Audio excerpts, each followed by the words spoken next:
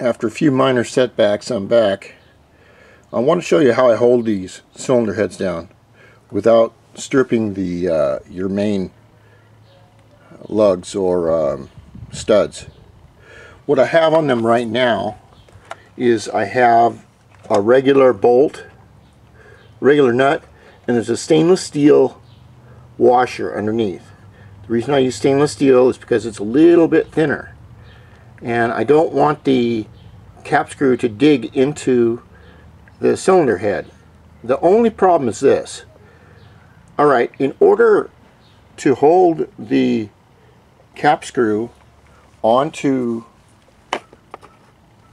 the head without it getting loose is to use a torque tightener deal, which I use.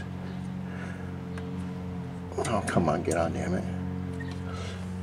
This bolt nut up here, what it does is it clamps against the lower nut and holds it in place.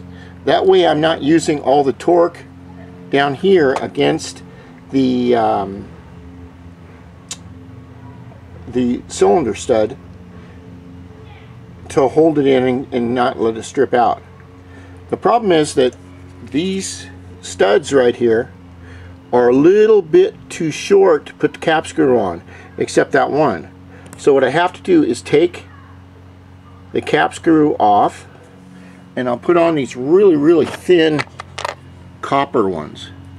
See if you can see. These are just super thin, and what they do is they spread the weight for holding the cylinder head down better than just the cap bolts themselves. These right here. Alright, I'm going to do that.